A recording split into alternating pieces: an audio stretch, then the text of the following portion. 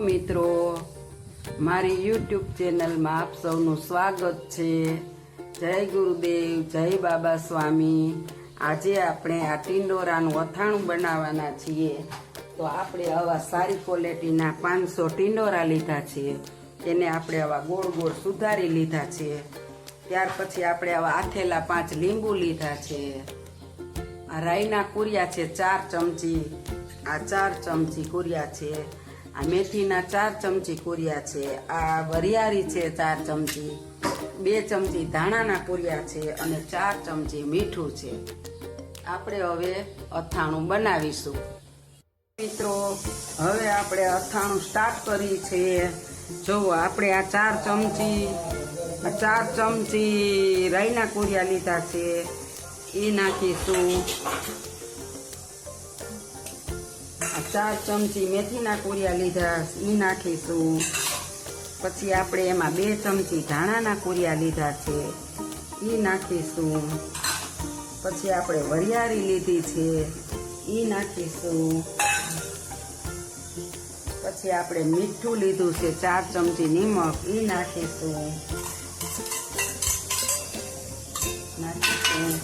હવે આપણે આમાં 2 ચમચી હળદર નાખીશું, 1 નાખી અને આ બીજી।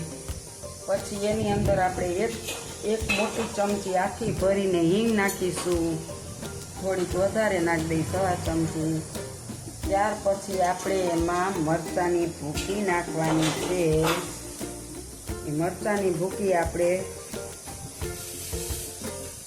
3 ચમચી નાખી છે।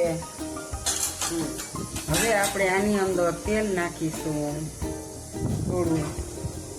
આમાં આ અથાણામાં બહુ જાજુ તેલ નથી જોતું, કારણ કે 2 થી 2.5 પાવડા જ આપણે તેલ નાખવાનું, બહુ તેલ નથી નાખવાનું। અને હવે આપણે આ લીંબુ જે આખા કાઢ્યા હતા 5, એ સુધારી નાખ્યા ઝીણા ઝીણા, એને અંદર નાખીશું।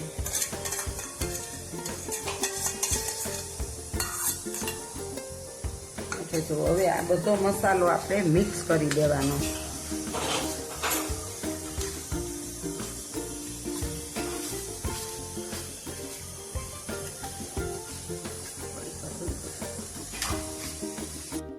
હાલો મિત્રો, આપણે બધો મસાલો ભેગો કરી લીધો છે। આને વઘારવાનો તો છે જ નહીં, અને એમને મજાને સાદી રીતે જ કરવાનું છે। હવે આપણે આ ટીંડોરા અંદર બધા મિક્સ કરી દેવાના છે। આ ટીંડોરા મિક્સ કરી દેવું, આ અથાણું છે ને આપણે। હાલો મિત્રો, હવે જો આપણે બધા ટીંડોરાને મિક્સ કરી લીધા છે અને આપણો આચાર તૈયાર થઈ ગયો છે આ ટીંડોરાનો। અને આ આચારને આપણે કદાચ 12 મહિના 1.5 વર્ષ સુધી ખાવ ને તો આ બગડતો નથી, લીંબુ અંદર આવે ને એટલે। અમે તો અવારનવાર કરીએ જ છીએ, વર્ષ દી 1.5 વર્ષ દી સાચવીએ। આજકાલ તો ઓછું કર્યું છે, નકર અમે 2 કિલો ટીંડોરાનું કરીને તો અમારે 1.5 વર્ષ હાલે છે અને બગડતું નથી। અને તમે આ રીતે બનાવી જોઈજો એક વખત। અને આ મારો આચારની રેસીપી કેવી લાગી એ મને કોમેન્ટમાં લખજો, અને સબસ્ક્રાઈબ કરજો, શેર કરજો, મારા વનવિદ્યા ચેનલને એક લાઈક આપજો।